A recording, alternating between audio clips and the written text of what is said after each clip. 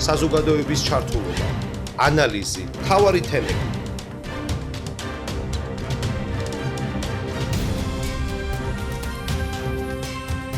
საზოგადოებრივ პოლიტიკურ თოქ-შოუში თემა ნანა რობაქიძესთან ერთად.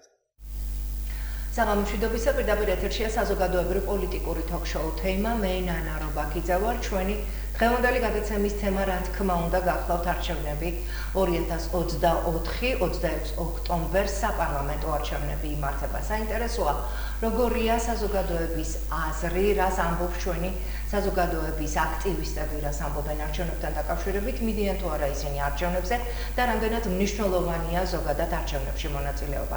ამ თემებზე სასაუბროდ პირდაპირ ეთერში მოვიწვიეთ მარიამ მუკბანიანი, რომელიც გახლავთ პედაგოგი, ფსიქოლოგი და ლუკა ლიპერტელიანი, რომელიც კვანტალიანი, უკაცრავად ლუკა, რომელიც გახლავთ სტუდენტი და ასევე აღსანიშნავია, რომ ის პირველად იღებს არჩევნებში მონაწილეობას. ამის შესახებ დროდადრო აუცილებლად შევეკითხებით პირველ რიგში. მარიამ, თქვენ გკითხავთ, რამდენად არის მნიშვნელოვანი საზოგადოების აქტიური ჩართულობა არჩევნებში? მოგესალმებით, ძალიან დიდი მადლობა სტუდიაში მოწვევისთვის.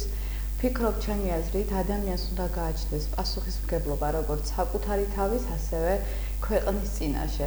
არჩევნებში მონაწილეობა ეს არის უდიდესი პასუხისმგებლობა, დაფიქსირება საკუთარი აზრის, ქვეყნის ბედის გადაწყვეტის, თუ მაგალითად რაიმე არ მოგწონს კონკრეტულად და ასე შემდეგ. ჩვენ ამით ღიად ვაფიქსირებთ, ასე რომ ვთქვათ, საჯაროდ ჩვენს ხმას, ჩვენს დამოკიდებულებას ამა თუ იმ პარტიისადმი და მნიშვნელოვანია, ასე რომ ვთქვათ, ეს პროცესი წარიმართოს სწორად.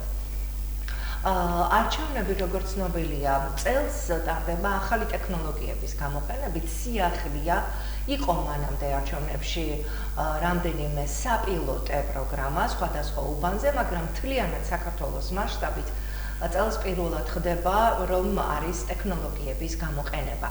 რამდენად არის საზოგადოება თქვენი აზრით ლუკა მზად ამისათვის, არიან თუ არა ისინი ინფორმირებულები და მთავარი პასუხისმგებლობა მათი ინფორმირებულობის შესახებ ვისაკისრია? მოგესალმებით, მადლობა პირველ რიგში მოწვევისათვის. მადლობა თქვენ. მთავარი პასუხისმგებლობა იმისათვის, რომ ახალი ტექნოლოგიების შესახებ ხალხმა გაიგოს მეტი ინფორმაცია, რა თქმა უნდა, იგისება თვითონ CESCO-ს, რომელიც ამ ასე ვთქვათ არჩევნების მონიტორინგს ატარებს და შესაბამისად ჩემი გამოსახედიდან ჩემს რიგულ მყოფ ადამიანებში მაგალითად ახალი ტექნოლოგიების შესახებ ინფორმაცია ძალიან გავრცელებული არის, იციან ამის შესახებ, იციან იმის შესახებ თუ როგორ უნდა მისცენ ხმა, არამედ მაგალითად არამედ შემოხაზდა, არამედ უნდა გააფერადონ და ასე შემდეგ.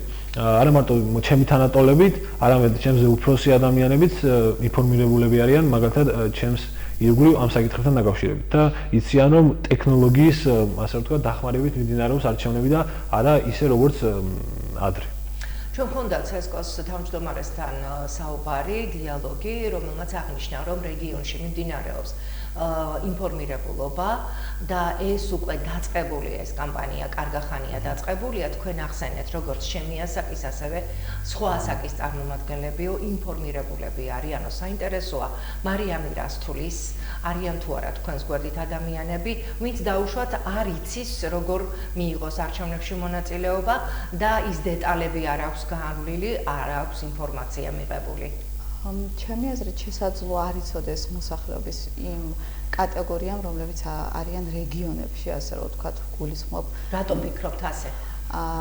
შესაძლოა ხმა იქამდე არ მივიდა, ვერ მიაწოდა მაგალითად ვინმე და ნებისმიერი ფაქტორი შეიძლება განაპირობებდეს ამას. უფრო გულისხმობ მოხუცებს, ასე რომ ვთქვათ, რომლებიც არ იციან, ან უბრალოდ საარჩევნო უბნით მიდიოდნენ ადრე მათთან, რადგან არ შეეძლოთ გადაადგილება და საკუთარი არჩევნო და ხშირად ყოფილა ესეთი ფაქტები, რომ ასე რომ ვთქვათ, ხშირად მოდიოდნენ სახლში, რომ მიეცათ უფლება თვითონ მიიღო მონაწილეობა, ასე რომ ვთქვათ, მასში. რაღაცას დავუმატებ.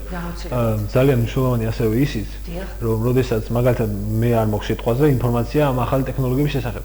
აღსანიშნავია და დასაფასებელია ეს ფაქტი, რომ როდესაც მე საარჩევნო უბანზე მივდივარ, იქ ავტომატურად ხდება ახალი ტექნოლოგიების გაცნობა, ახალი ინფორმაციის მიღება და შესაბამისად მე ასე რომ ვთქვათ, ჩემი ხმა არ იკარგება, მე ახალი ტექნოლოგიებით იქ ასე რომ ვთქვათ, ახალი ტექნოლოგიებით რომელთაც ჩატარდება არჩევნები, გამაცნობენ ინფორმაციას, მომაწოდებენ ინფორმაციას და შესაბამისად ჩვეულებრივად როგორც სხვა მოქალაქეები მივცემ ხმას საარჩევნო უბანზე. ანუ თუ ვინმე მარიცის თქვენ ამის თქმა კი, იქ ახსნა მიმდინარეობს. აუცილებლად მოხდება ახსნა. ხომ არ მოახდენს ეს დაუშვათ ერთგვარ შეფერხებას არჩევნების პროცესისას, იმიტომ რომ თუ რაოდენობრივად ადამიანების დიდი ნაწილი მივიდა, რომელთაც არ აქვთ ინფორმაცია მიღებული არჩევნებში მონაწილეობის შესახებ, შესაძლოა დაუშვათ უკვე დიდხანს ლოდინი მოუწიოს სხვა მომრჩეველს, რომელიც იცდის გარეთ.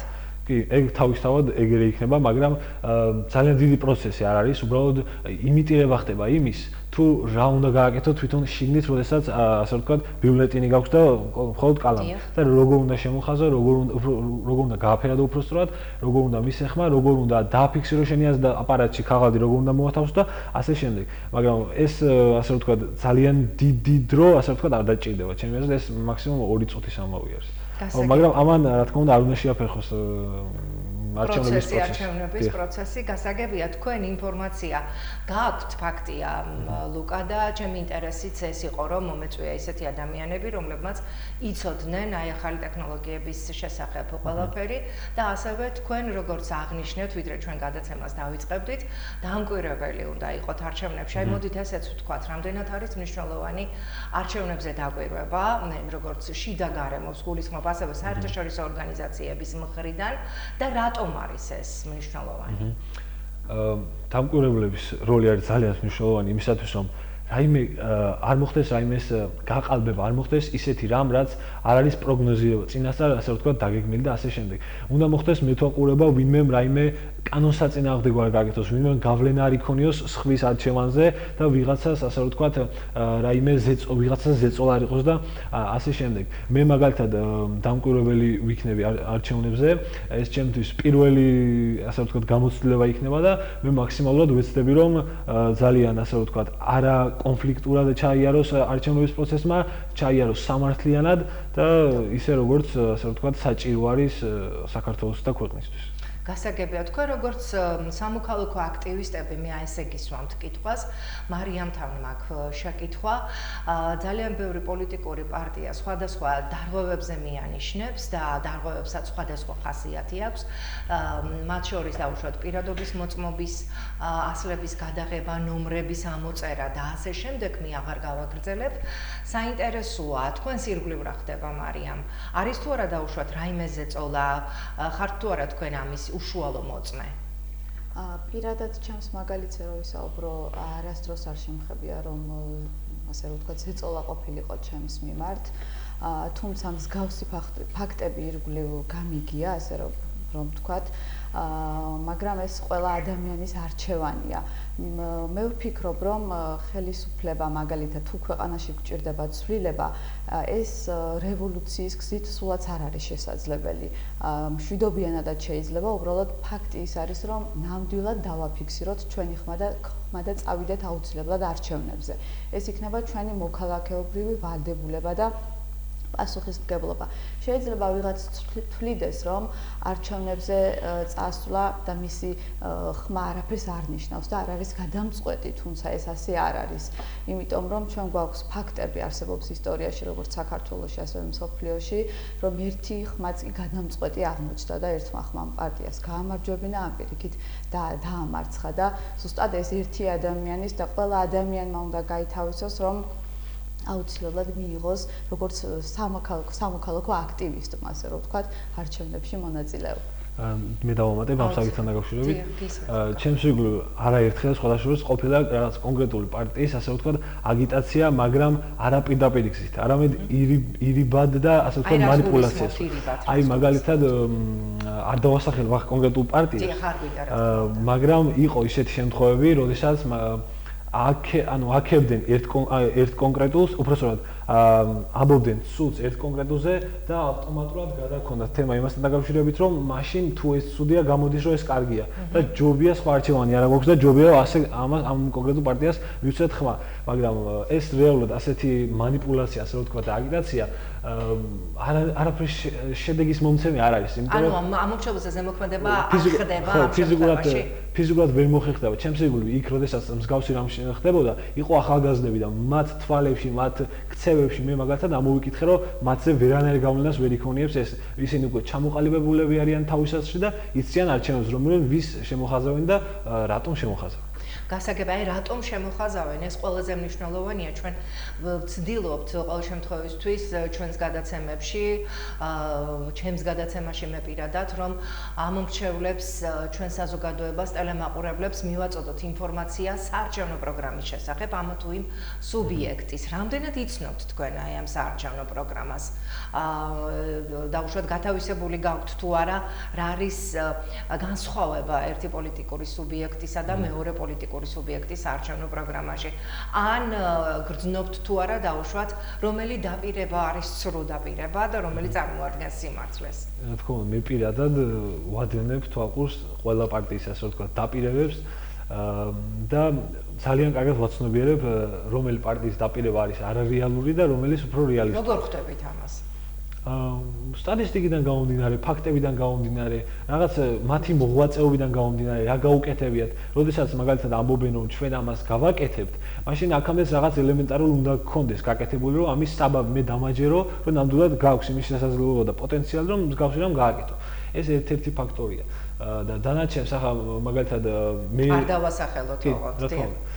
მე მაგალითად რომელ პარტიასაც ვაძლევ ხმას, ძალიან კარგად ვიცი, ასე რომ ვთქვათ, მათი დაპირებები ვიცი დარწმუნებული ვარ იმაში, რომ შეუძლიათ, აქვს პოტენციალი და შესაძლებლობა გაუკეთებიათ კიდევაც პარლამენტში, როდესაც იყვნენ და რა თქმა უნდა პარლამენტის წევრები იყვნენ და როდესაც რაღაც მნიშვნელოვან გადაწყვეტილებებს იღებდნენ თავიანთი ინიციატივით და ეს რა თქმა უნდა გავლენას ახდენა ქვეყნის ასე ვთქვათ მომავალზე, ქვეყნის მდგომარეობაზე, შესაბამისად მე ასე ვთქვათ უფრო მტკიცე და უფრო თავდაჯერებულად ვაძლევ მათ ხმას და მნიშვნელოვანია რომ ყველა მოქალაქე იყოს მსგავსად და არც შიშის გამო, არც იმის გამო რომ რაღაც უბრალოდ მოსწონთ ან რაღაც ზედაპირულად არ უნდა მიცენ ხმა, უნდა იყოს კარგად გაცნობიერებული და კარგად გაანალიზებული. გასაგები მარიამ, ხომ არ დაამატებდით ამ მიმართულებით? მე ერთი შემიძლია ის ვთქვა, რომ როდესაც წლების განმავლობაში არსებობს ხელისუფლება არის სათავეში და მუდმივად ერთი და იგივე დაპირებებს გასცემს, ჩემთვის შემდეგ უპირატესობა აღარ აქვს შემდეგ ახალს რას დაამატებს, ესე იგი, რადგან ის ძველი გაკეთებული არ აქვს. ამიტომ მე აღარ ვინტერესდები, ასე რომ ვთქვათ, მისი იდეოლოგიებით ან საჯარო გამოსვლებით ან დაპირებებით და ასე შემდეგ. ამიტომ გასაგებია, ეს არის თქვენი კონკრეტული თქვენი პოზიცია, გასაგებია. ისევ ლუკას დავუბრუნდები და ლუკა, პირველად იღებთ არჩევნებში მონაწილეობას. რა განცდა არის?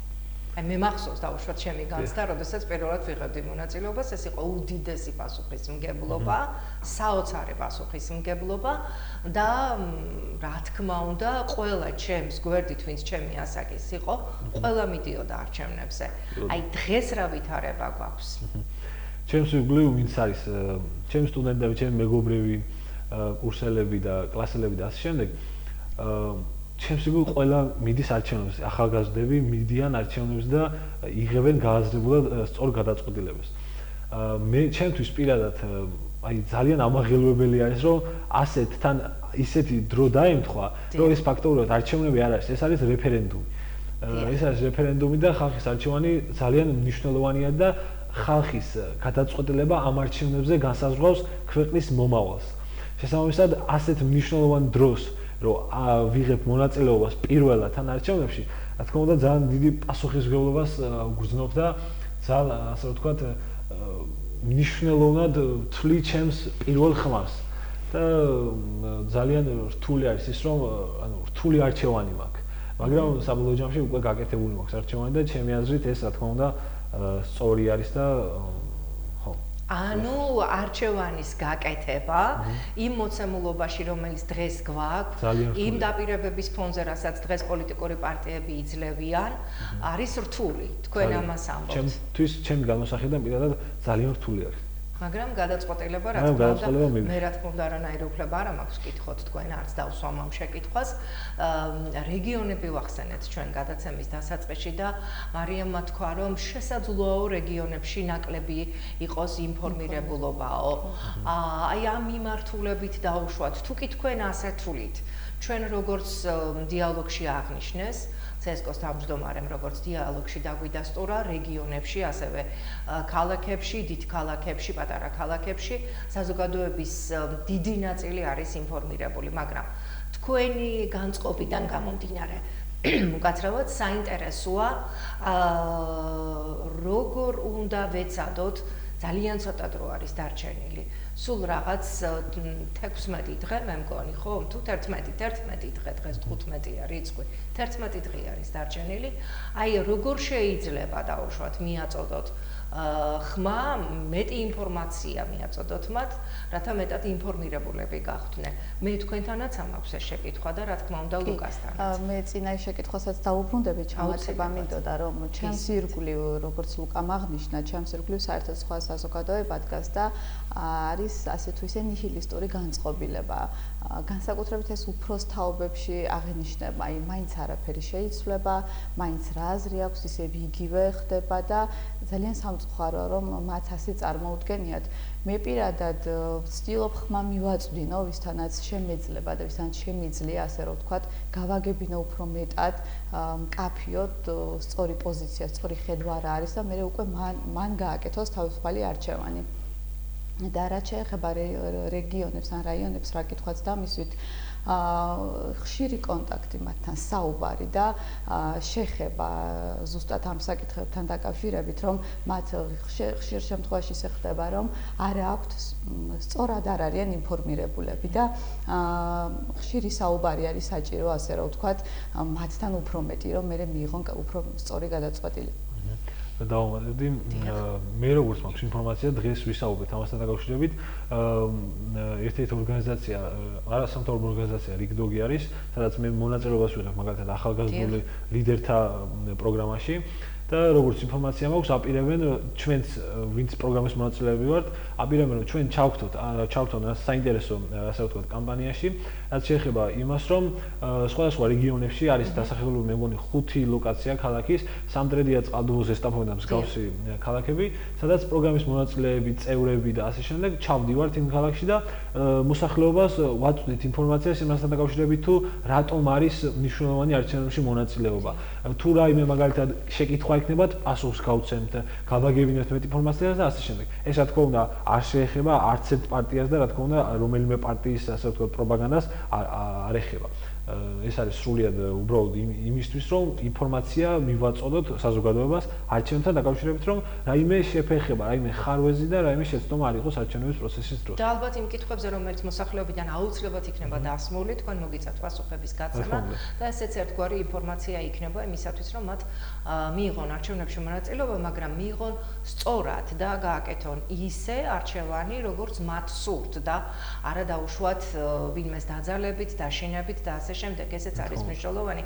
ხშირად გასულ წლებში დაუშვათ ათეული წლების წინაც, შემდეგაც სულ არის რაღაც ერთი და იგივე საუბარი იმაზე, რომ ხდება მოსყიდვა, ხდება დაშინება და მოსახლეობას ეუბნებიან, რომ აი თქვენ თუ მე არ მომცემთ ხმას, კონკრეტულად მე ბჭყალებში გულისხმება, რომელიმე პარტია არ აქვს მნიშვნელობა, მე ამის შესახებ მივიღებ ინფორმაციას და შემდეგ უკვე დაგიბრუნდები და სხვაგვარად დაგელაპარაკები. აი თქვენი აზრით და თქვენი ინფორმაციაზე დაყრდნობით, რამდენად არის ეს შესაძლებელი დღეს? შეუძლია ვინმეს განსაზღვროს, ვის მისცემს ვინმე ხმას, როდესაც ის უკვე უბანშია შესული, საარჩევნო უბანს გულისხმობ და მარტო დამოუკიდებლად აკეთებს იმას, რაც არჩევნების წესს ემორჩილება. ჯერჯერობით მე რასაც თვალს ვადევნებ, წინა არჩევნებთან შედარებით 7 გარემო არის დაპირისპირება და ასე შემდეგ. ნუ რა თქმა უნდა მთელი 10 დღე წინ არის, მაგრამ დღევანდელი განმოსახედიდან ძალიან მშვიდად მიმდინარეობს საარჩევნო კამპანია. ჩემს ირგვლივ სხვათა შორის არაერთი შემთხვევა იყო ისეთი, როდესაც ჩემმა მეგობრებმა გამიმხილეს, რომ თავიანთი მშობლები ხმას აძლევენ კონკრეტულ პარტიას შიშის გამო. გონიათ, რომ ამას რაღაცა ისეთი შედეგი მოყვა, რაც თავიანთ ოჯახს დააზიანებს. რეალურად ესე იგი არსებობენ ასეთი ადამიანები და ეს შეხედულება ჯერ კიდევ არსებობს. და ხო, ეგ შიში აქვს, რომ თუ მე მაგალითად ამ პარტიას არ მივეცი ხმა, მაშინ სანაცვლოდ რაღაც მოხდება. რეალურად ეგ არის წარმოუდგენელი, ეგ არის შეუძლებელი, რადგან როდესაც ჩვენ ბიულეტენს ვავსებთ, ეგ ხმას ვაფიქსირებთ. იქ ჩვენი არც პირადი ინფორმაცია ჩანს, არც სახელი, არც გვარი და არაფერი. იქ არის მარტო ბიულეტენი და შემოხაზული კონკრეტული პარტია. შესაბამისად, ვერავინ ვერასოდეს ვერ გაიგებს თქვენ ვის მიცემთ ხმას. და ამის, რა თქმა უნდა, შიში არ უნდა არსებობდეს საზოგადოებაში და ჩემი აზრით, თუ ადამიანი დაფიქრდება და სწორად გაანალიზებს იმას, რომ უფრო მეტად მნიშვნელოვანი არის ის, რომ ხმა მისცე ისეთ პარტიას, რომელიც მართლა ქვეყანას გამოადგება და არა ის, რომ შენ სამსახურიდან გაგათავისუფლებს ან რაღაცა მსგავსი. ანუ მიზეზი სწორად უნდა შევარჩიოთ თუ რატო ვაძლევთ კონკრეტულ პარტიას ხმას. გასაგებია, მარიამ, რას დაამატებდით? ჩემს ირგვლივ ფიქრობდი ახლა, მაგრამ ასეთი ზეწოლის ქვეშ გამიგია, ასე რომ ვთქვათ, კონკრეტული ადამიანების მხრიდან, რომ იცი თუ მე ახლა აქ არ წავალ ან ამ არჩევანს არ გავაკეთებ, მაშინ შესაძლოა მეც სამსახური უფრო მეტად ზეწოლა მიმდინარეობს სამსახურებიდან გამომდინარე, რომ დაკარგავ სამსახურს და საჯარო სამსახურებს გულისხმობ, დიახ, და იძულებულები ხდებიან მოქალაქეები. ანუ ამის ფაქტების შესახებ თქვენთვის არის ცნობილი? დიახ, სამწუხაროდ არის ცნობილი და აქედან გამომდინარე ისინი იძულებულები ხდებიან, იმიტომ რომ არ დატოვონ, დაკარგონ, ასე რომ ვთქვათ, სამუშაო ადგილები და ეს ფაქტი ვფიქრობ, რომ სამწუხაროა. ამიტომ თუმცა, როგორც ლუკამ აღნიშნა ამ შემთხვევაში, ვერავინ აბსოლუტურად ვერ მიხვდება ვის აძლევს. ეგ გულისხმობს ზუსტად, როდესაც ის კატეგორია ვიგულისხმი ადამიანების ამ სამწუხაროდ ცოტა ჭირს ხოლმე, ასე რომ ვთქვათ, ზოგიერთ ადამიანთან ამის ნამდვილად დაჯერება, გაგება, გააზრება, რომ ეს ასე არ არის, არ ისმით ხოლმე ზოგჯერ და რთულია ზოგიერთ ადამიანთან საუბარი, რომ გონიათ, რომ ან კონკრეტულად რომელიმე პარტიას ვეკუთვნით, ან მისთვის საწინააღმდეგოდ საუბრობ და ასე შემდეგ და რა ვიცი. დავამატებ ერთ რაღაცას, რომ შესაძლებელია კონკრეტული პარტიებიდან არ მოდიოდეს კონკრეტულ პიროვნებაზე ის შეძახილება, რომ აი მაგალითად მე მომეცი ხმა თუ არა ასეთი რამ მოხდება. შეიძლება ასეთი რაღაც არ ხდება, მაგრამ შესაძლებელია მომხდარა. და აქედან გამომდინარე აქვს ხალხში, საიდან გაუჩნდებოდა ადამიანებს შიში იმისა, რომ მე თუ ამ ადამიანს ამ პარტიას არ მივეცი ხმა, მაშინ რაღაცა შეიძლება მე ან დამიშავონ, ან რაღაცა მოხდეს, ხო? ანუ ან რაღაცა იყო, ან რაღაცა ხდება. და ფაქტია, რომ ანუ არ უნდა გქონდეს იმის, ასე ვთქვათ, შიში, რომ მსგავსი რამ მოხდება. არ არსებულია. უბრალოდ შეუძლებელია, რომ ვინმე, ასე ვთქვათ, დაგიჭიროთ და ასე ვთქვათ, ფაქტის მოწმეები გახდნენ დაუშვათ და ან მიხვდნენ ვის მიეცეთ. როგორც ამობენ, თუ რაიმეს შემოგთავაზებენ, ან ფულს, ან კარტოფლის, ან რაღაცას აიღეთ, მაგრამ არჩევნებში შემოხაზეთ ის, რომელიც თქვენ გინდათ. გასაგებია თქვენი პოზიცია, ჩემი დღევანდელი გადაცემის არსიც ამაში მდგომარეობს, რომ საზოგადოების მხრიდან მოსულ სტუმარს ქონოდა შესაძლებლობა რჩევა ერთგვარი საკუთარი პოზიციიდან გამომდინარე მიეცა ტელემაყურებლისთვის, იმიტომ რომ ძალიან ხშირად და ბუნებრივიც არის საარჩევნო სუბიექტები მოუყავს წინა საარჩევნოდ, იმიტომ რომ კიდე გამოვარდები ჩვენს ტელემაყურებლებს მოსახლეობას კონდეს ინფორმაცია მათი საარჩევნო პროგრამის შესახებ, მაგრამ ალბათ ესეც არის აუცილებელი, რომ საზოგადოების მხრიდან, საზოგადოების სამოქალაქო აქტივისტები იქნებიან ეს თქვენი სახით, ან სხვა სფეროს წარმომადგენლები, უშუალოდ თავისი შეხედულებიდან გამომდინარე, გაესაუბრონ ჩვენს ტელემაყურებლებს ჩვენი ეთერიდან და მისცენ მათ რჩევები იმის შესახებ, თუ როგორ უნდა მიიღონ მონაწილეობა არჩევნებში და რამდენად დაცულია მათი ხმა. ეს არის მნიშვნელოვანი, ანუ არჩევნებში ჩვენი ხმა არის დაცული. ეს ვიტყვი თუ შეიძლება რაღაცას, არჩევნებში მონაწილეობა არის ძალიან მნიშვნელოვანი, მით უმეტეს განსაკუთრებით ამ პერიოდში. და ჩემი განმოსახედიდან თუ მომცეთ ნებას გეტყვით, რომ მნიშვნელოვანი არის ორი მიზეზის გამო. პირველი, ეს არის სამოქალაქო პასუხისმგებლობა, სამოქალაქო ვალდებულება, იმისა, რომ მოქალაქის თითოეული ხმა გავლენას ახდენს ქვეყნის მომავალზე. ქვეყნის, ასე ვთქვათ, მოქალაქის უფლება და პასუხისმგებლობის გამოვლენაა მათი არჩევნებში მისვლა და ხმის მიცემა. და მეორე მიზეზი იმისა, რატომ უნდა მივიდეთ არჩევნებზე, რატომ უნდა მივიღეთ მონაწილეობა, არის ის, რომ რაც უფრო მეტი ადამიანი მივა არჩევნებზე, მით უფრო ლეგიტიმურია არჩეული მთავრობა. შესაბამისად, უფრო მეტად, ასე ვთქვათ, პასუხისმგებლიანად და ეფექტურად განახორციელებს მის მოვალეობას. და არჩევნებში მისვლაზე, ასე ვთქვათ, თუ არიან ისეთი ადამიანები, რომლებიც ფიქრობენ, რომ აი მე არ მივალ და სხვა მიიღებს გადაწყვეტილებას ან არიდებენ პასუხისმგებლობას და ასე შემდეგ, მინდა მათ ვთქვა ასეთი რაღაცა, რომ პოლიტიკა ისეთი რაღაცა არის, გინდა არ გინდა, ყველა მხრიდან გეხებათ. არ აქვს მნიშვნელობა რა საქმიანო და რა საკეთებთ. პოლიტიკა ირიბათ თუ პირდაპირ თქვენ მაინც ასე ვთქვათ გეხებათ. და შესაბამისად როგორც პოლიტიკა შეუძლია რომ გაგაბედნიეროთ, ასევე შეუძლიათ რომ გაგაუბედნოთ. ასე რომ თქვენი ხმა არის ძალიან მნიშვნელოვანი. კი ბატონო. დიახ, აი პასუხისმგებლობა ახსენეთ თქვენ და სოციალური პასუხისმგებლობა მართლაც უმთავრესია. აქვე აუცილებლად უნდა ვთქვა, რომ წინა საარჩევნო პერიოდში ძალიან ბევრი დარღვევები მიმდინარეობს და აი ამ დარღვევებს ახდენენ ადამიანები, ხო? არ აქვს მნიშვნელობა ისინი არიან პოლიტიკური პარტიის წარმომადგენლები თუ ისინი არიან ადამიანების საზოგადოების წარმომადგენლები. ეს არის ყველაზე მთავარი, მაგრამ ზარალდება გარემო, ზარალდება შესაძლოა ჩვენი ქალაქი, ზარალდება სხვა რაიონები და ასე შემდეგ. მე მხედველობაში მაქვს იგივე ბანერების არასწორად განთავსება, ბანერების ჩამოხევა, კანონის გვერდით ავლა. აი თქვენ რას გვეტყვით ამის შესახებ? როგორია თქვენი დამოკიდებულება? სოციალური პასუხისმგებლობა რამდენად უმთავრესია? სოციალური პასუხისმგებლობა ძალიან მნიშვნელოვანია, რაც შეეხება ბანერების ჩამოხევას და ინფრასტრუქტურის დაზიანებას.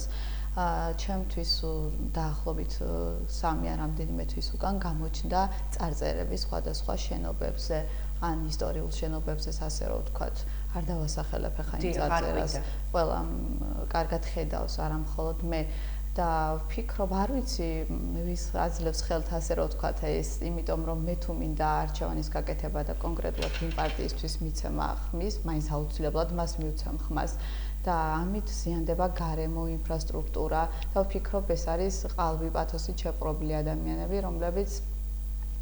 რომელსაც ნეგატივის გარდა არაფერი არ მოაქვთ, ასე რომ ვთქვათ, არაფერს არ თესავენ საზოგადოებაში და ძალიან ცუდია ასეთი არჩევანის მოწოდება, ასე რომ ვთქვათ, ვის მივცეთ რომელ პარტიას მივცეთ ხმა. აბსოლუტურად გეთანხმებით. ისეთი წარწერები არის, იქ ბავშვები უყურებენ, ბავშვები ხედავენ და შესაბამისად არ მიმაჩნია სწორად რომ მსგავსი რაღაცები იყოს მიზან შეწონილი. თან კიდე კონკრეტულ პარტიებს აქვთ აი რიგებად, 3 რიგად თელ ასე ვთქვათ ჩაყოლებაზე თავიანთი ბანერები და უბრალოდ რა უაზრო არის ამ მსგავსი რაღაცები ჩემი აზრით. სხვა სარეკლამო კამპანიები არსებობს და შეუძლია სხვა გამოიყენონ ასეთი ინფრასტრუქტურის დაზიანება, როგორც მარიამმა აღნიშნა და ასეთ რაღაც ცრუ სარეკლამო კამპანია, ეგ არ მიმაჩნია სწორად. თუ შენ პოზიცია გაქვს, დარჩი შენ პოზიციაზე და აცადე სხვას რომ თავიანთი აზრი დააფიქსირე. აი მავნებლური საქციელი თქვით თქვენ და კიდეც თქვით რომ სხვა შენობებზე, შეიძლება კულტურულ ძეგლებზეც დაზიანება მოყვეს შემდეგ ამას და ჩვენ დავზარალდეთ, საზოგადოება დაზარალდეს, იმიტომ რომ ფუჭდება ინფრასტრუქტურა და ის გარემო, სადაც ჩვენ ვართ, მაგრამ რამდენად ერთი არის რომ არ გაიზიარებთ, მაგრამ უყურ რეაქციაც ხომ არ მოყვება ამ ყველაფერს. რა თქმა უნდა, აგრესია ხშირად მოყვება ხოლმე და ზოგადად როგორც ყოველთვის პოლიტიკა არის დავის საგანი, ხო? ეს ისეთი თემა, სადაც ორი მხარე ვერასდროს ვერ თანხმდება ერთმანეთზე, იშვიათი გამონაკლისის გარდა. თუ მაგალითად ერთ მხარეს განსხვავებული პოზიცია აქვს და მეორესაც განსხვავებული. ამიტომ მნიშვნელოვანია, ასე რომ ვთქვათ, ჩემი აზრით მნიშვნელოვანია შინაგანი კულტურა. ადამიანს, რომელსაც აქვს შინაგანი კულტურა, განათლება, იმიტომ რომ შეიძლება არ ვიყოთ ძალიან ჩართული პოლიტიკაში, ასე რომ ვთქვათ და ღრმა და ვერ ყვეოდეთ და არც იყოს ეს ასეთი მნიშვნელოვანი, იმიტომ რომ ყველა ჩვენი საქმით ვიყოთ დაკავებული, თუმცა ის რომ ადამიანი ამბობს რომ ვარ აპოლიტიკური, ეს ასე არ არის, იმიტომ რომ პოლიტიკა ეხება განათლებას, პოლიტიკა ეხება ეკონომიკას, მედიცინას, ჩვენს ყოველდღიურ ცხოვრებას და გვინდა არ გვინდა ამას გვერდს ვერ აუვლით, ხო? ამიტომ მნიშვნელოვანია მცირე დოზით ჩავერთოთ, ასე რომ ვთქვათ და ჩვენი არაერთხელ ხაზი გაუსვით დღეს ამ ფრაზას, მაგრამ მოქალაქეობრივი პასუხისმგებლობა, რომ ღიად მკაფიოდ დაძალების გარეშე, აგრესიის გარეშე, ასე ვთქვათ, მოწოდების გარეშე, რომ ყველა ჩვენი არჩევანი, ის რაც კონსტიტუციაში გვიწერია, რომ ყველა ადამიანს აქვს მინიჭებული უფლება, რომ ასე რომ ვთქვათ, მიიღოს გადაწყვეტილება და ეს არ იყოს იძულებით, არ ქონდეს მუქარის ხასიათი და ასე შემდეგ და მნიშვნელოვანია, ასე რომ ვთქვათ, გადამწყვეტად მნიშვნელოვანია განსაკუთრებით, ვფიქრობ 26 ოქტომბერს ჩვენი ხმა. უღრმესი მადლობა. ძალიან საინტერესო იყო თქვენთან საუბარი. დრო გავიდა უკვე, როგორც მანიშნებენ და სწრაფად გარბისხულმე დრო. მე ვფიქრობ, რომ ტელემაყურებლებმა კიდევ ერთხელ მიიღეს ინფორმაცია ორი საუკეთესო პიროვნებისგან და კიდევ უფრო მეტად ალბათ დაინტერესდებიან და დაინტერესდება თითოეული ადამიანი, რომ არჩევნებში ხმა მისცეს მისთვის სასურველ პოლიტიკურ პარტიას და მისი ხმა აუცილებლად იქნება დაცული, არავინ არ უნდა დააშინოს. უღრმესი მადლობა, კიდევ ერთხელ შევახსენებ ჩვენს ტელემაყურებლებს, რომ გადაცემის პირველი ბლოკის სტუმრები გახლდათ მარიამ მუკბანიანი, პედაგოგი, ფსიქოლოგი და ლუკა კვანტალიანი, სტუდენტი. წარმატებებს გისურვებ. მნიშვნელოვანი ფაქტები, საზოგადოების ჩართულობა, ანალიზი, მთავარი თემები.